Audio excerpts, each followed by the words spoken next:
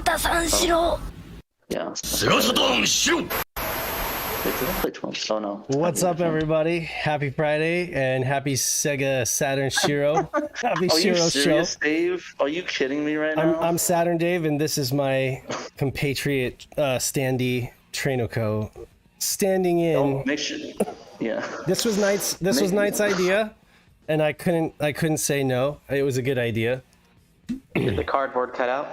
He is. Let me see. He can. I think he can even. It's about as wooden as my personality. Let me see here. I think he can dance around for you guys here. Jeez, this is just insulting. No, I feel insulted. No, you This should feels not. like a real YouTube channel now. You should not feel insulted. We love Pat, so no stream would be complete without Pat, at least in some form. Just put me. Just have me as a standee forever. What? That's like, that's awesome. I think it'd be worth, like, who knows, in a few years, this thing will be worth some serious money. Some crazy money. Exactly. I'll use it as like a punching device. How are you doing, Emerald? I'm still recovering from driving here last night. I might fall asleep in the middle of this thing. I can't make any promises. Hey, that's I kind of okay. made him drive like 7 hours, and he got like in at like 1 in the morning. No need to at my promise. house. You just take a nap there if you need to. I'm actually If I start recovering. snoring, you know what's up. Go ahead.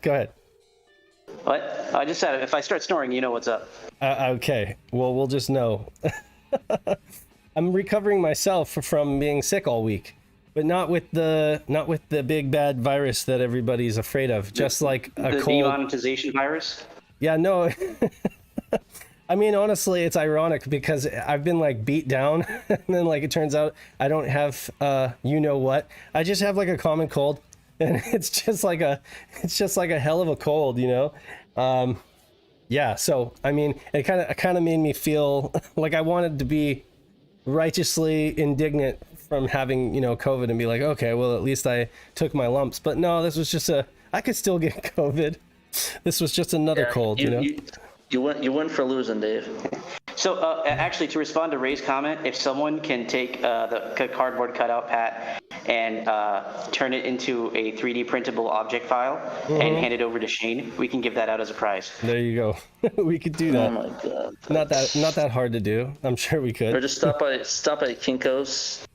Do Kinko's even exist anymore? Here's an idea. Here's an idea.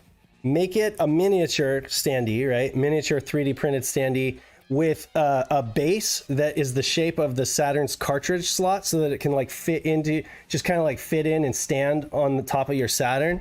Basically saying like you have to play Sega Saturn. Pat's watching. Yeah. Don't do anything unholy, sir. It's just a card slot insert of a picture of you, just possibly shirtless. Who knows? Possibly shirtless. I don't know. Nice. I don't think anybody wants that. But yeah, we're here at Sabaton 2021. We just want to check this out. It kind of conflicted because I have another panel with my other podcast, so hope it'll go first circle. I'll shout out SHIRO at that panel. So if you guys are at SabatonCon 2021 in Phoenix, Arizona, and can make it here in like a couple hours, go to the Camelback B room at 4 o'clock to hear me talk about anime. Yeah, you guys have like an hour and a half. You so gotta better, run. You're gonna have to book it. Yeah, hopefully there's no traffic. Enjoy getting into Phoenix. And good luck getting tickets. Yeah, it took me an hour to get into here. There is that. Dude, that's great though. I'm glad I saw the picture. I'm glad that you guys could hang out. That's great. I'm jealous. Yeah, it's cool. We went to IHOP and got some food. Oh, nice. It was fun. I ate a little bit too much though. Yeah, well, that happens at IHOP. Exactly. IHOP.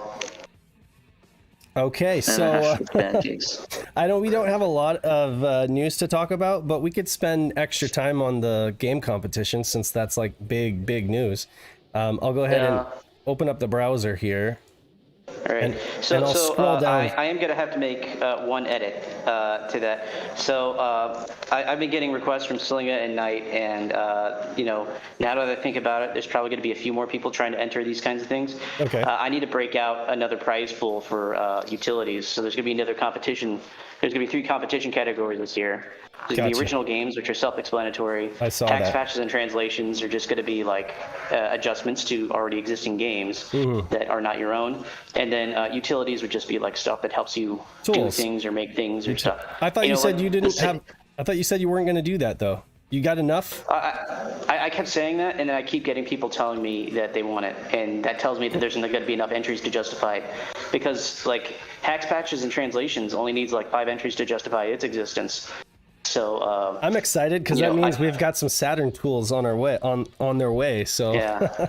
I mean, now that I think about it, like the utilities that I've kind of built for myself to use, I could probably submit, and I didn't even think about that. But yeah, I see the argument for if there's a utilities category and you allow people to submit to it, maybe they're more likely to submit tooling, and tooling is always hard to get if you're starting out.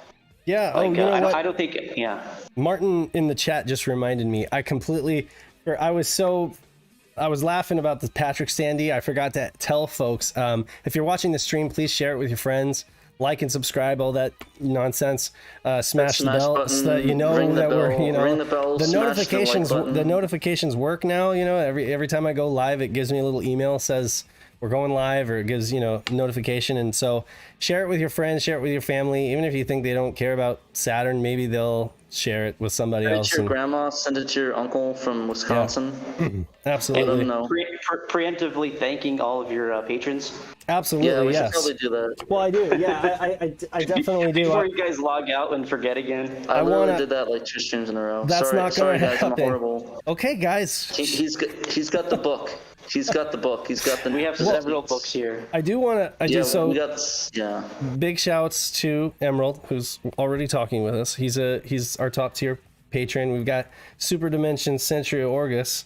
We've got Cwin, obviously big guy, big supporter, and then Ian Keg is another one of our big supporters. We've got a lot of other supporters. I put them in the credits. Do I need to list off every single one right now? Just the ones from, it's like $10, the $10 and up. Yeah, I think I got them. I think I got them.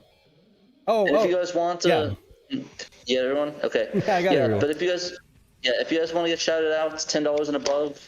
Or $10 and above, you can get shout out on the podcast. You can get us saying how you're cool and stuff. You guys are cool. Be cool. You're cool. You are. We love you. I mean, you're just a little bit. You're just a little bit more cool, and you get a shout. But you're all cool. Exactly. And you're not quite as cool as when you enter the competition. Yeah, you need to do that. Then you're ice cold. Also fun. Yeah, somebody mentioned the PlayStation shirt. I'm actually wearing the same shirt I am in the photo of me here. Nice. Emerald can confirm. That's actually a really weird coincidence. I had not noticed that, but yeah. It actually is the same shirt, too. It's not the other one. It's so here's the thing. I'm wearing my SHIRO merch, and nobody here is going to appreciate it. I will. I mean, okay, I appreciate it. It's like an anime con. Yeah, no, I appreciate it. You're wearing the green one, right? With the circuit board? Yeah, I'm partial to that one. I'm always on brand. Yes, indeed. All right. So what news articles do we have? Oh, sorry. You want to say something else before we go? Well, no. Did we bother to talk about the interview with Christian last time? I did a short thing, but I'd like to discuss it with you and full. Yeah. Okay. So I do apologize to everybody for missing last week. Patrick knocked it out of the park with a very impromptu, changing up the format. He did a great job. It was actually really fun, and I was able to catch part of it. You really did go through all those peripherals, man. And I especially love the pre-fun segment. That was great. Yeah, that was really dumb. But no. But yeah, I missed the kiosk. Yeah, I missed the key. I meant the printer's dumb, not the bit. Right.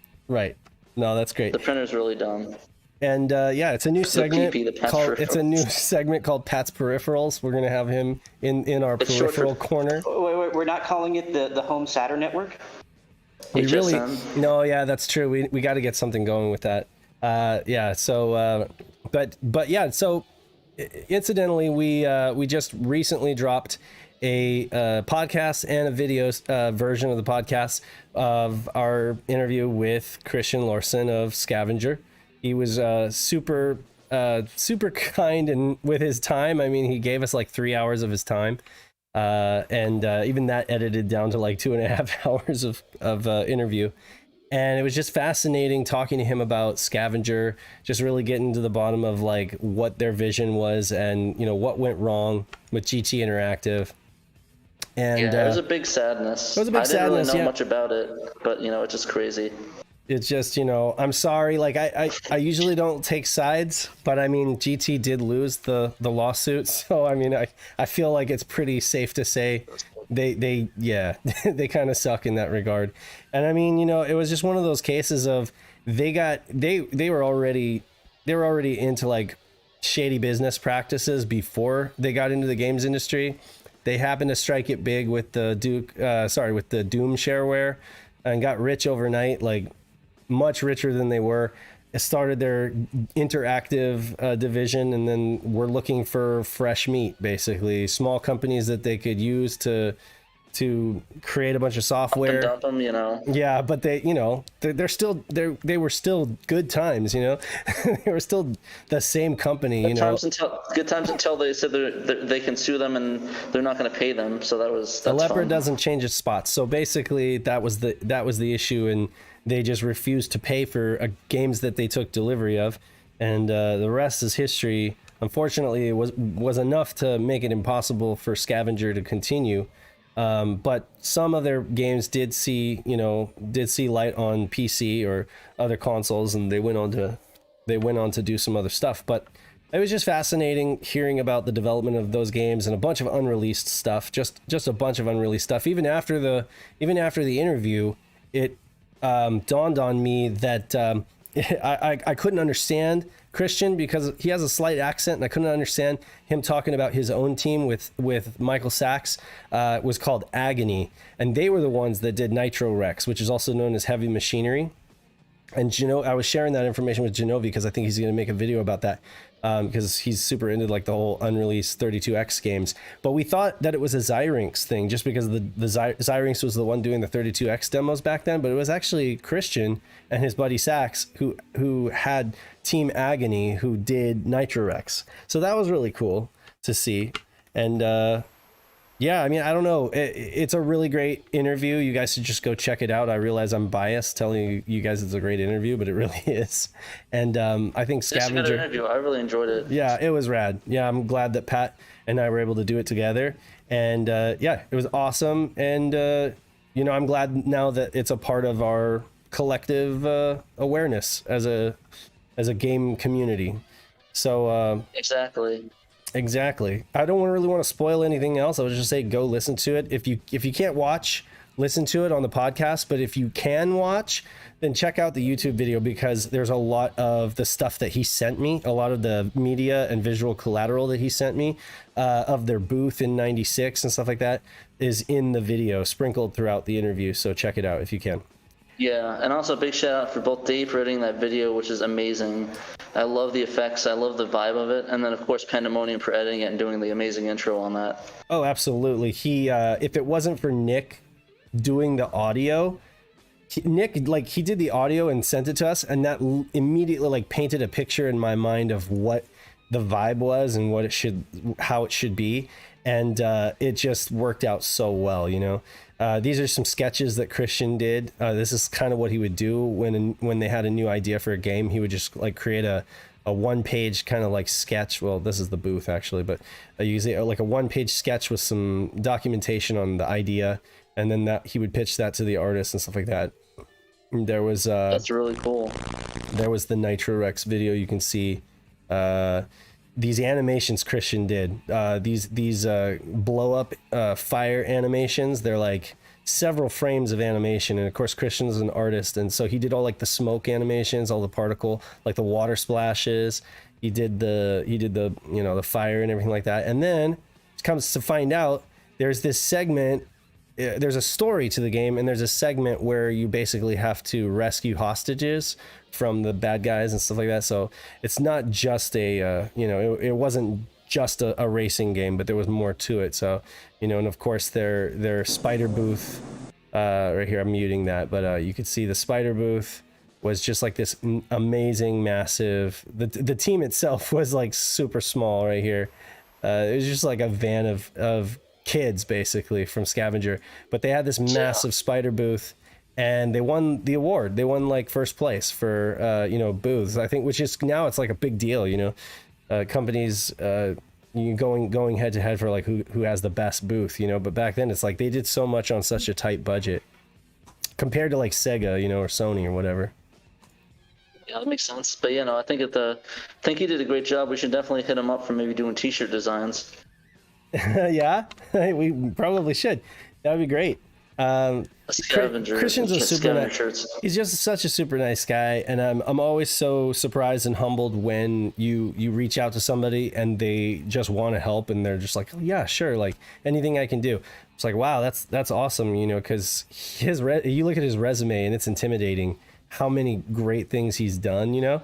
He was even an actor. I was going to show you. He's in a film where he like does full on tears, like full on crying and stuff like that. And he's like a legit actor too, you know. So, and he's a director too. And right? He's a director. Yeah, he wrote, directed, and acted in that film, and he did like like a very emotional scene. I was just like really impressed. This guy truly is a renaissance man. Absolutely. So next up, we had an article, Best of Saturn, Burning Rangers.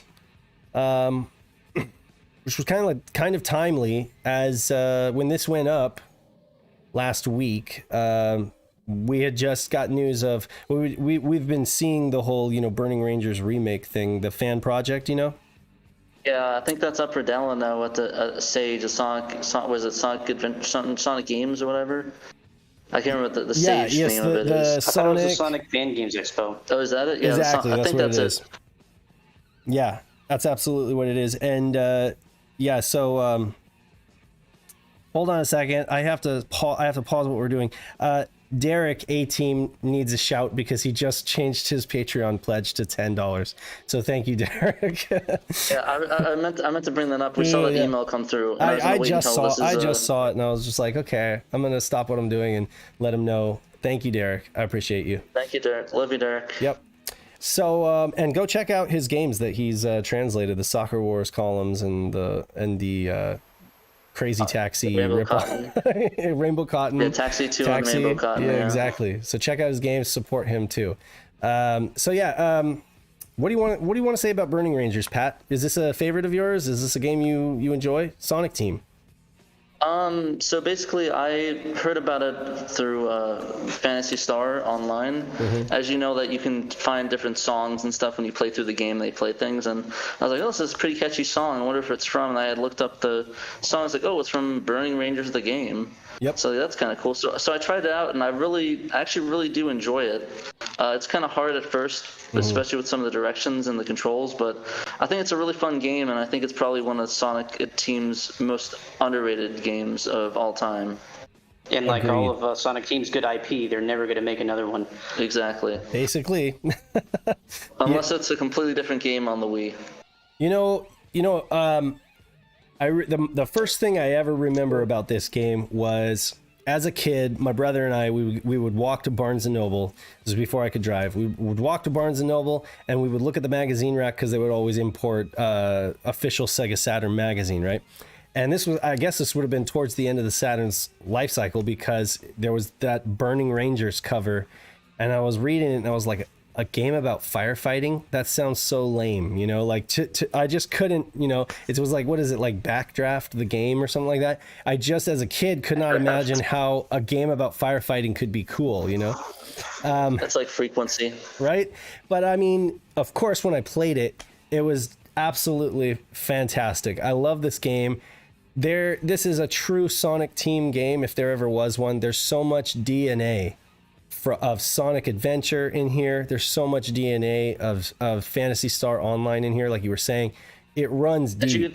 I mean, I think it was the last game on the Saturn before Sonic Adventure. So, I mean, honestly, it's probably going to same number of playable characters. Of course, some of them are unlockable. You know, you got the Orca in this game, and then he shows up in Sonic Adventure chasing after you. You know, you've got so many nods. A few more polygons involved. Oh, quite a few more for sure.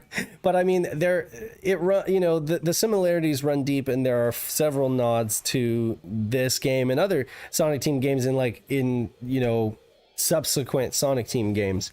But I mean, it's just, I don't know, it's just that really weird, quirky, very risky type of game development. We have an idea that's just bonkers. We're going to go with it because Sega gave us a blank check kind of thing, because we're God basically. And we can just do whatever the hell we want. It's like most companies, I don't know that this would fly in the boardroom, but like if Yuji Naka says, I'm going to make a game, it's like, no, but even if it's that, recent one that he put out, Balan Wonderland, people just let him do it. I mean, maybe, I don't know, maybe not now, but we'll see. I mean, he got fired from Square Enix, so probably not. Yeah, so maybe not now. Wait, Yuji Naka worked for Square Enix? Yeah, that's what Balan Wonderland was. Yeah, Balan Wonderland. No, I thought he was the head of Probe or whatever it's called. Apparently he was working for Square. Yeah. So yeah, Probe he did. What was it? The one the flying in the sky with the tail. It was on the Wii U. Rodeo the Sky. Rodeo the Sky Soldier. Soldier, yeah. So that was Probe. That was his own company, and then of course that didn't do too well, commercially, financially, And to be fair though, the Wii version was the definitive one, and he had to do the Wii U version. He's like, he literally said, don't play the Wii U version, play the Wii version. Yeah, same. I bought the Wii U version, and I kept the Wii disc and the reverse insert, for the Wii. I just made it a Wii game, and I sold off the Wii U version because I was like, I don't need this now. But essentially, I agree with you fully, and that didn't do so well. So then, he went to work for Square Enix, and that was his shot. Balan Wonderworld or Wonderland. Am I saying that right? Yeah, Wonderland. That was his shot. Wonderland. They gave him one shot. It didn't do too well in reviews, much less commercially. So, yeah. But that's the thing is, he sticks to his guns and goes high concept with things. Sometimes a little bit to the detriment, of the game. But it's like Kojima. Oh yeah, for sure. And I mean, same story with Kojima, right? I mean, not all of his stuff has really done that well. I think probably some of the earlier stuff that Kojima did that did better commercially probably had a lot more control and oversight from the company, But like he became a rock star, and then people are like, did Kojima? Did he ever actually make a critical failure of a game? Not really. I mean, Death Stranding. I wouldn't say Death Stranding is critical failure. No. Death Stranding is way too popular for that. It's panned is what it is. It's not a Metal Gear Solid where everybody's like unanimous about how great it is. It's more like a decisive thing, like in the middle. Like some people love it, some people hate it. Yeah, I never got the impression that Death Stranding was anything less than popular. Well, Pat doesn't like. Pat's not a fan. Game. I mean, Pat's a Kojima fan, and he's not like a huge fan of Death Stranding. Am I right? Yeah, I mean, the game. I don't think the game was for me. I'm gonna try one of these days and just sit down and beat it, just so I can beat all the Kojima games. Yeah. Well, there you go. I mean, Knight is saying it wasn't as successful as they expected it was, and I mean that's kind of dollars and cents wise. That's a different metric. Yeah, that's a different metric, but it's one that matters to the big companies putting forth those like $1 million development budgets, for games like that. But he should really do like a. Oh, go ahead. I was gonna say, where are you gonna rank Burning Rangers on a list for the Sonic Team games? If you like we're with if it's like a list from 1 to 5. I mean, like Sonic Team doesn't exactly have the best track record, so like by default, it's pretty far up on the top 50% at least. Yeah, I mean, like in terms of the franchises, I probably would have to put a number 2 behind Sonic. Actually, maybe 3 behind Phantasy Star, but I can do Phantasy Star Online. But they've heavily diluted Sonic and Phantasy Star at this point. There's more bad than good Phantasy Star games now. Yeah, so see, like Phantasy Star Online version 2 for Dreamcast, that's like one of my favorite games of all time. So that and Nights into Dreams are probably like that Nights into Dreams and like Sonic 1 and 2 are probably like their best games of all time. And then like it kind of goes down from there, in my opinion. I like Sonic Adventure and Sonic Adventure 2, but I mean, they haven't aged as gracefully as like Nights. I think Nights is still just as playable today as it was back then. You know, it's just an acquired taste. Like if you didn't like it back then, it doesn't matter, but it's just as playable today as it was back then. Sonic Adventure, man, it's like I go mostly off of nostalgia because the gameplay is not that great. I'm being honest. Yeah. And I don't mean fair, to, but yeah, I don't mean to offend any Sonic Adventure fans, you know.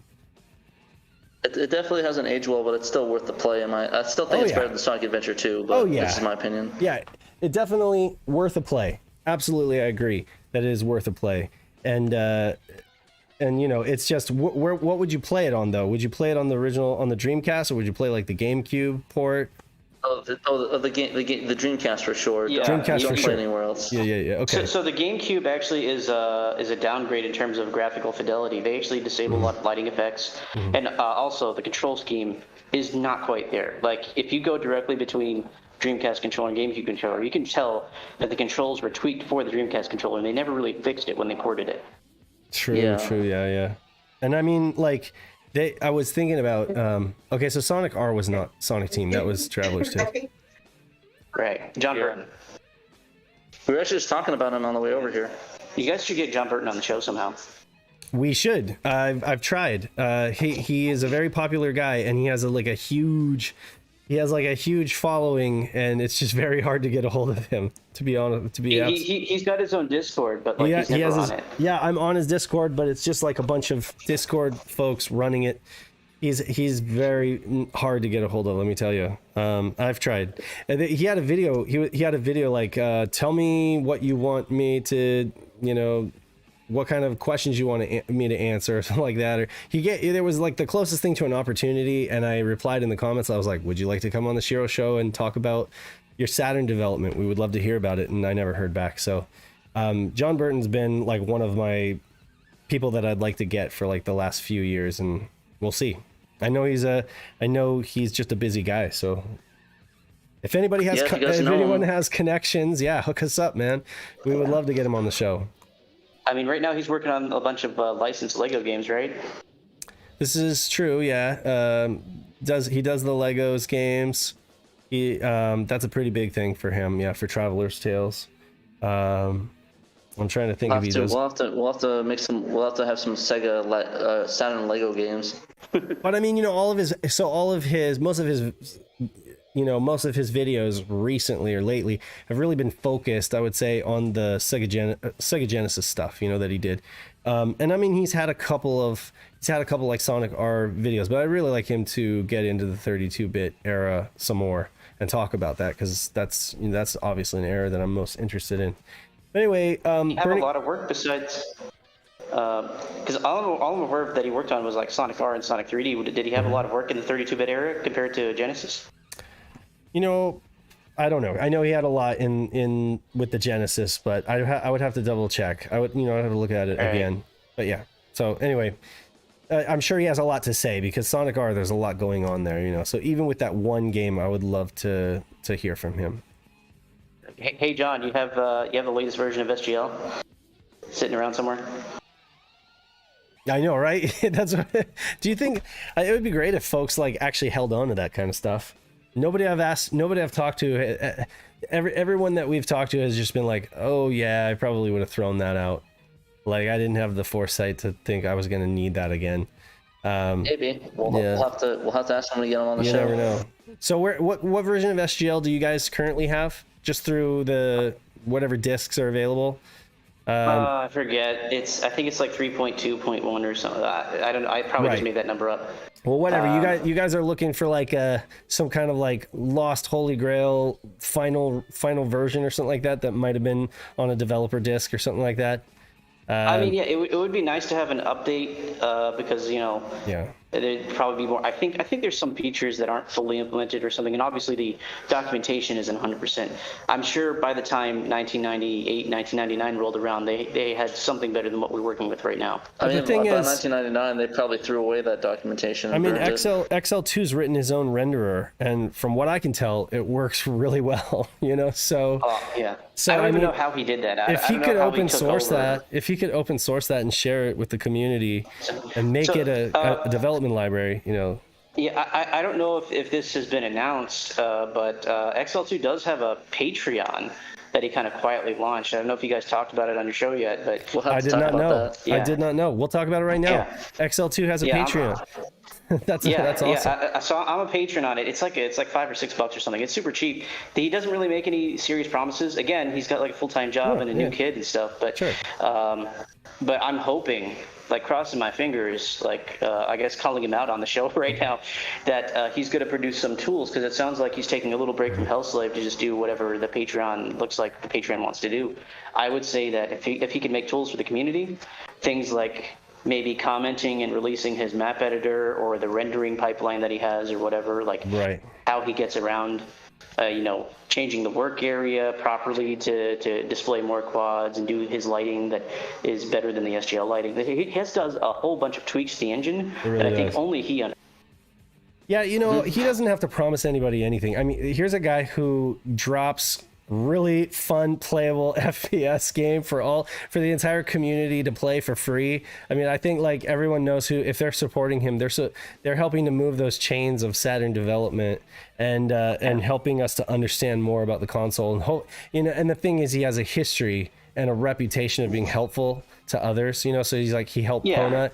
And Ponut helped him with the sound, with the sound driver that Ponut did. And like it's a very helpful community, and so he's come along and helped tons of people. So I mean, definitely that's a worthwhile support right there. That's a worthwhile patron account right there. So I mean, the game itself would have been enough, but yeah, absolutely. But I mean, definitely, he definitely shakes things up as far as Saturn development goes. I'm really, really excited about the things that he's done with Hellslave, and man, I'm so excited to talk about the contest too, because there are some other things that I'm really excited about. But we'll talk about Steam Gear Mash real quick, and then we will move on to the contest, and we'll spend the rest of our time there. Sounds like a steampunk mashed potato recipe. Steam Gear Mash, yeah. So like, I've only played this game a little bit. This was kind of one of those, quick burns, play it. It's like an isometric platformer where there are like different levels and there's verticality to it, and you're running around shooting things. You've got this little, you've got this essentially like a cardinal direction map kind of thing. You've got this little steampunk, like you said, this little robot that you're piloting, and man, some of the graphics, would you say they almost look like Viewpoint on the Neo Geo? It actually does. Kind of like that, it gives me Viewpoint, Neo Geo, like was it 24-bit graphics? Yeah. It's got that kind of feel to it, and of course, like Peter just played through this and wrote a fantastic article, which again, I can never do his articles justice in just talking points, but he talks about like the warp rooms, where each warp is like a different color that you can hop on. The bosses, he talks about the bosses and the mechanics of the fighting and stuff like that. He gives you some little character animation, like this was the concept art here. And some of the graphics here. Here's another one that really reminds me of Viewpoint, just with that kind of quasi 3D isometric look, with the using all sprites. So yeah, it's kind of like I guess imagine Viewpoint, but instead of a shooter, it's more like a platforming shooter kind of thing, Exactly. So I've never heard of this game before. Was this released in North America? No, Japan only. And you've never heard of the game? Yeah, really. It's one of those It's obscure. I wouldn't call it. I guess you could call it. Yeah, I'm incredibly unfamiliar with the Japanese library. Oh, fair enough. That's true. I should know that from doing your interview. You're very much more into the development side of things, really. And so yeah, this is definitely one that doesn't really get talked about that much. It's kind of like it's kind of like Shining Wisdom, you know? It's like the lesser than, like it's one of those Japanese games that's good. It's a solid game, but it just doesn't get talked about because there are so many great Japanese exclusive games. It just kind of gets forgotten in the conversation sometimes, but the graphics are good. It's fun. There are some frustrating parts when it comes to the platforming that I seem to recall. Some moments where, you know, cheap deaths and stuff like that. But, you know, it's a charming little game, and I really recommend that folks give Peter's article a chance and give it a read. It's a quick read, like 10-minute read. Or less, and yeah, so one of the Saturn's kind of unsung games. I just don't hear a whole lot of people talk about this one, except for I think honestly, like Racket Boy did an article on it a while ago. Yeah, honestly, I didn't really know it existed until Peter put up this article. Like I said, with the Saturn, it's the way it goes. You think you know everything, and then there's something else that comes and gives you a left hook. Yeah, I just found out about that. I just found out about that radio interview, like for the waifu. There's a game where you're basically a radio interview. Yeah. I did not know. I want to play that one. I never knew that game existed. Free Talk or whatever, Free Talk Studio. But yeah, no, I'm really glad that Peter writes these articles, because there you go. Two people just learned about this game. You guys should definitely check it out if you have it on your satiator. Which, by the way, I got my SD card finally, and I was able to fit every single thing on there that I wanted to, even nice. A ton of baseball games and stuff like that. A ton of like Japanese all those red label dating games, Dave. Yeah, 256 is plenty for someone who only speaks English. Honestly, and that's the thing too, is the way I decided to break up my folders is I just have a folder called English, and it's the entire North American library. And every Japanese game that's like super playable in English, and then there's another folder called Japanese where it's all the stuff that I'm curious about that I just kind of want to dip my toes in, but I know that there's going to be a huge language barrier, but I want to try it anyway. Like Rampo, like I really. Tell about your Did you tell about your third folder they have? Yeah, the third folder is called. Not safe for work, but no, I'm just kidding. It's called Games to Play When the Family's Out. Quite honestly, the only red label game that I think I got was that. What's the one where it's basically like a rock paper scissors game? Gosh, what is that thing called? Something. Yakukin Special, I think, is the one. No, my third folder is actually my Netlink folder, to be completely honest. And I have all the Virgin Netlink games, like the unpatched stuff for the US, and then I have like a patched folder for all of Sega RPG fans patches. So, shout out for the SHIRO Netlink League. Yeah, everyone needs to like go get your VoIP adapter so we can get going with that. We already have like a dozen people ready to play. You know, we should actually do some game competition or not competition. I'm not trying to start another thing, but like we should get some tournaments going. We should. Oh man. You know, Dave and I need to play again. I just win by having a better internet connection than everybody else. No, I want to see VVT smoke people in Daytona. Oh, is he really good at Daytona? He has some times I'm not sure are possible. I'm pretty decent at driving games, so I would play him at that.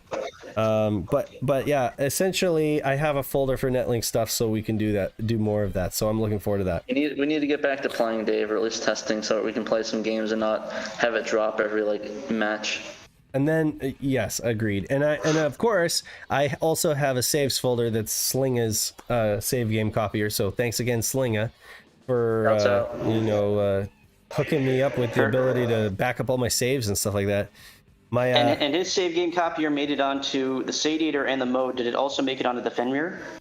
I think so. I'm pretty sure. Yeah, and he even released a new compatibility with the Pseudo Saturn Kai, like enhanced compatibility with Pseudo Saturn Kai recently. So like Slinga single-handedly recreated the preservation of save files after the because before I think it was either you had to use an RS-232 out of a modified action replay, or you had to try to figure out that weird Planet Web proprietary format. Hey, give good credit what credit is due with the Gamer's Card as well. Oh yeah, Gamer's Card is awesome. Oh yeah, Cafe Alpha. Cafe Alpha is right. So he also has a Patreon if you guys are interested. I don't even know what he's working on anymore. I don't pay attention. I just support him. It's he's just working on more Kai stuff and compatibility for stuff. Mm-hmm. I mean, I think that's. But yeah. So essentially, I have a backup cart, like an OEM Saturn backup cart. I think Pat has one too because he was showing it off. Mine. There's all my waifus on it. This is an interesting thing. I want to share this real quick. Mine. If you don't have the pin, we all know the Saturn's cart slot is very finicky, and if you don't have the pins completely like the edge connector in contact across, and you won't necessarily know if it is, you may be able to access or see your Saturn may be able to see the backup cart, but you won't know if all the pins are in contact. And if you go and try to save something to that backup cart, you may end up corrupting it and causing it to completely brick. And then when you bring it back up in the system menu, it'll tell you there's nothing on here and it needs to be reformatted. And you're just like, oh my God. This happened to me a couple months ago, right? And Peter Malik, our own SHIRO bro, saved me. He said, here's what you need to do, Dave. You need to go in there and you need to say reformat. Press reformat, and the second it starts, turn off your console. It will start deleting data basically, and it'll only delete like the very last thing you had saved. I did it, and I brought it, turned back on my Saturn, and all my saves were back, and it was uncorrupted. And so I was able to like rejuvenate my backup cart by doing that. And all I lost was like the last thing that I had saved to it. So that's a little tip for anybody who happens to maybe corrupt their backup cart. But after that happened, I just took Slinga's thing and I just dumped the entire cart contents because I wanted to make sure I didn't lose any of that stuff.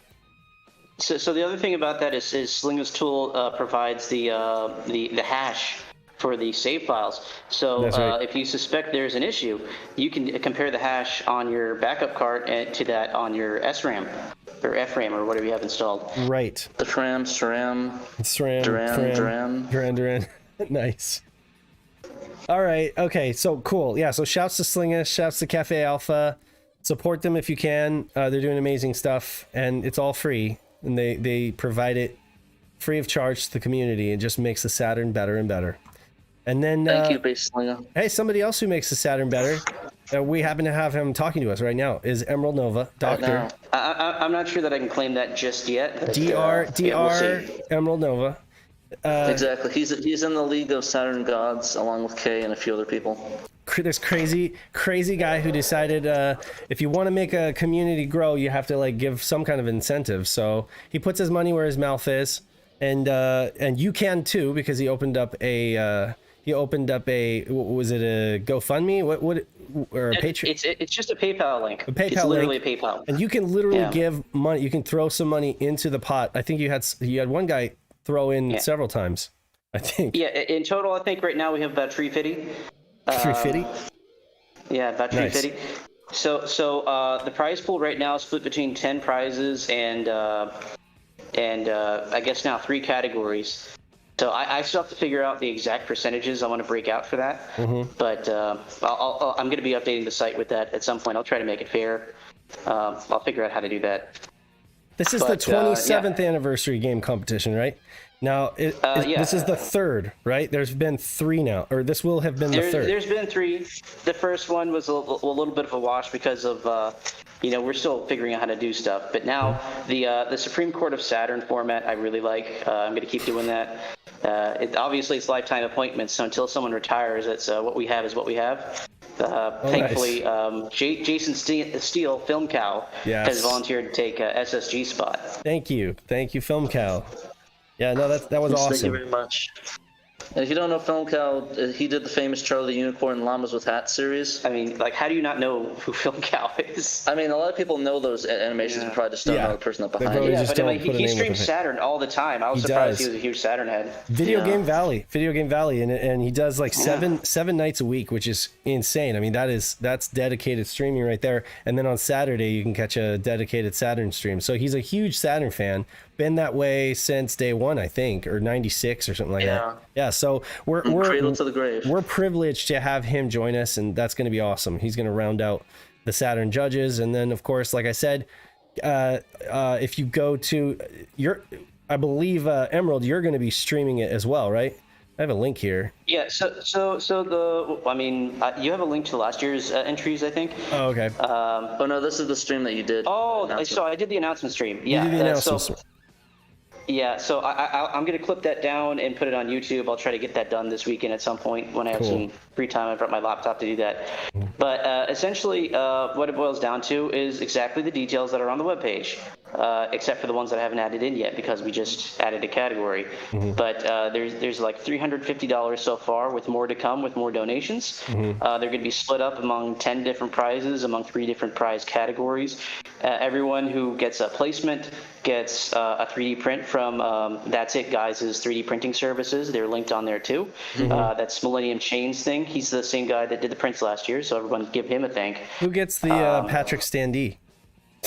Anyone who asks for it. If we can get the like a file you can find on Thingiverse with just Pat's face on it, then we can print it out. Dave, send me the PDF of that, and I'll go to Kinko's and I'll print out a standee. Okay, there you go. I will do that. Yeah. We'll make it a thing. We'll make it happen. So the 3 categories, there's original games, so top 6 prizes, get cash, and a letter from me and stuff like that, 3D print. Right. Hacks, patches, and translations is top 3, and utilities is top 1.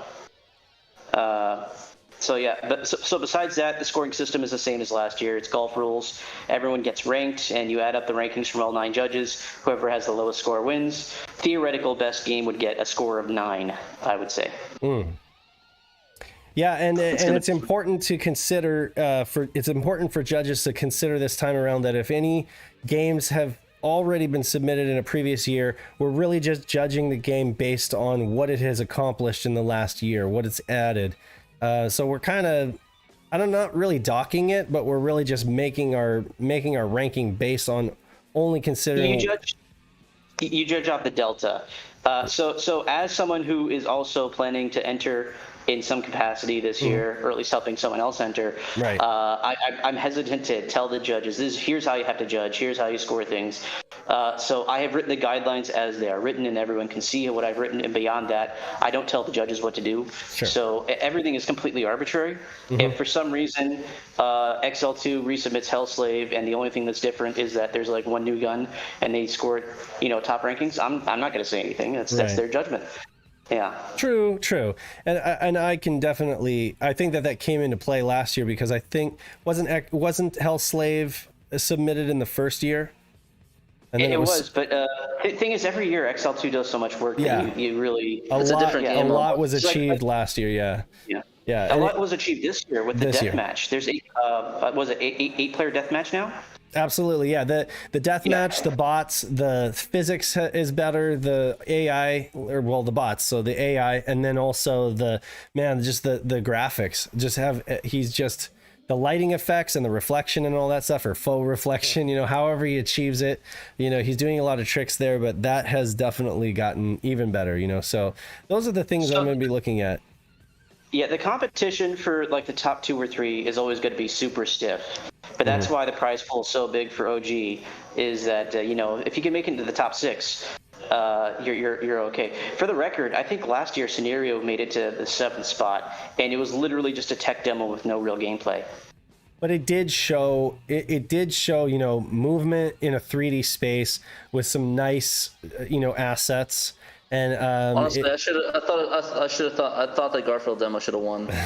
Well, to be honest, we didn't understand what was happening in the Garfield demo, and I've only learned that subsequently. We weren't able to appreciate what we were seeing.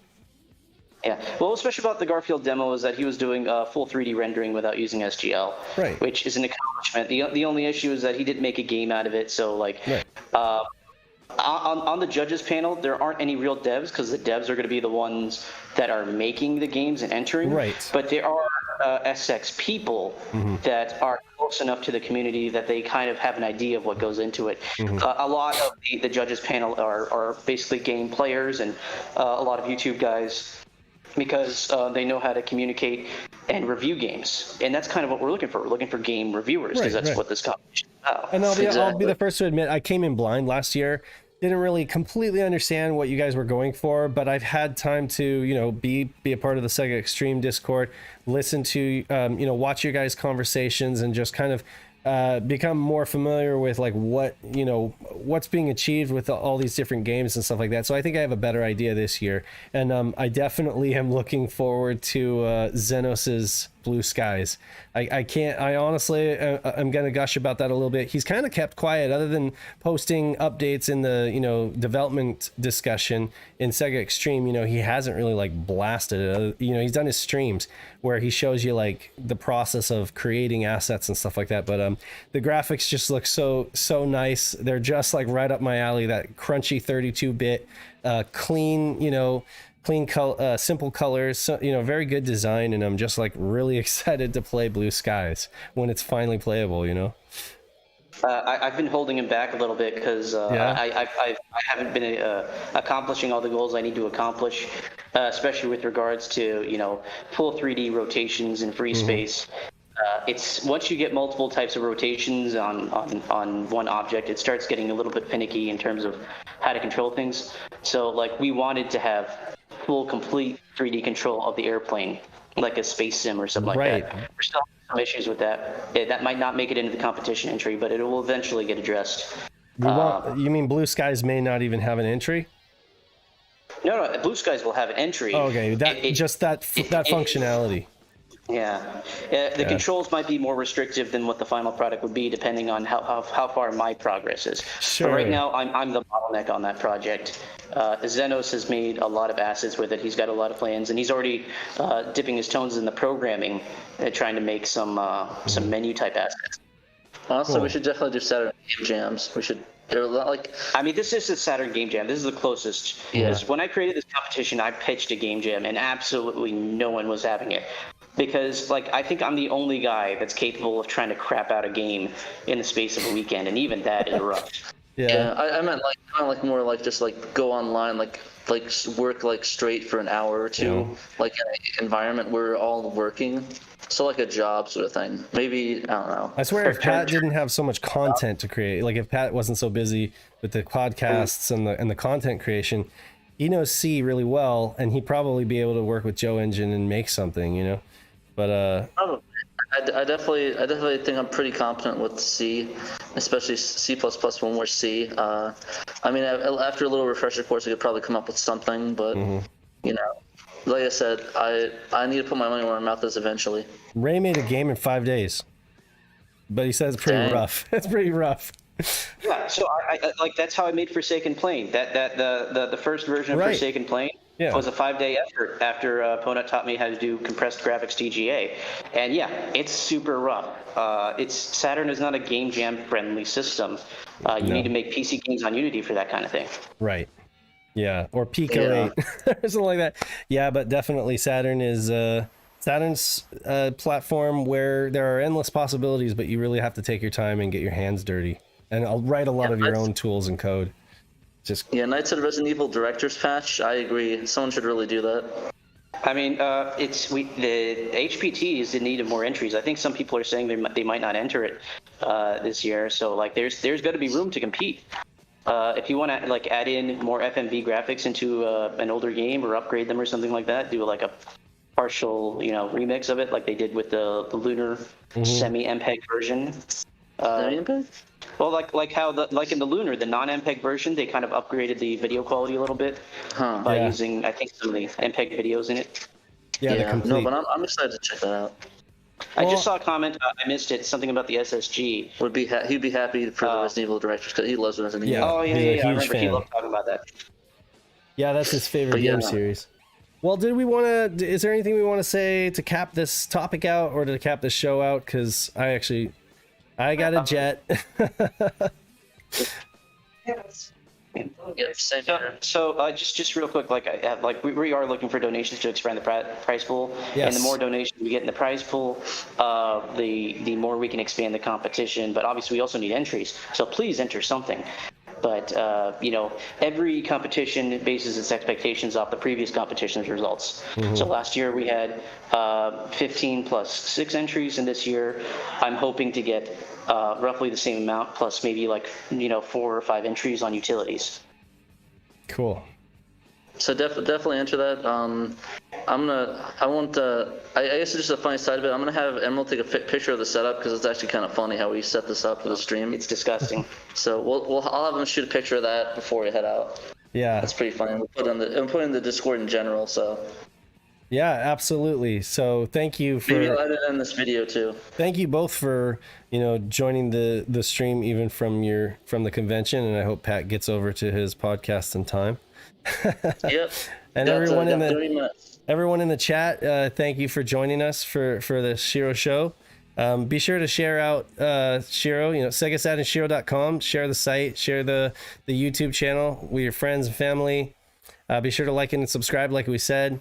Thank you to all our Patreons, especially those top supporters: Emerald Nova, C-Win, Ian Keg, and then now Adam A-Team. Yep, A-Team, and also Super Dimension Century Orgus. Thank you guys for your top tier support, and we appreciate everyone else that supports us through Patreon or buys our merch on our Threadless store, which you can access through our website right here. Well, it's not on it anymore, but if you go to our website, you click right here. It's right here that we do have a Threadless store, and we do have several designs. I need to update. I need to provide some more designs for you folks, but for now we have a variety of stuff that you guys can choose from. So support us by buying the merch or by. I might actually get some stuff commissioned. So if I do, I'll try to get somebody to commission us some work. Yeah. And then we'll get some shirts up. Cool. And so that'll be my thing. Yeah, absolutely. Anything else? That's it for me. That's it for me. Okay, well, until next time, thanks again for checking out SHIRO Show, and until next time, we're reminding you that you must play Sega Saturn. And buy my wood standee. And buy Pat's wood standee. Woody. All right. Woogie. Everyone wants Pat's woody. Oh, God. All right, see you guys. R.I.P. All right. All right, let's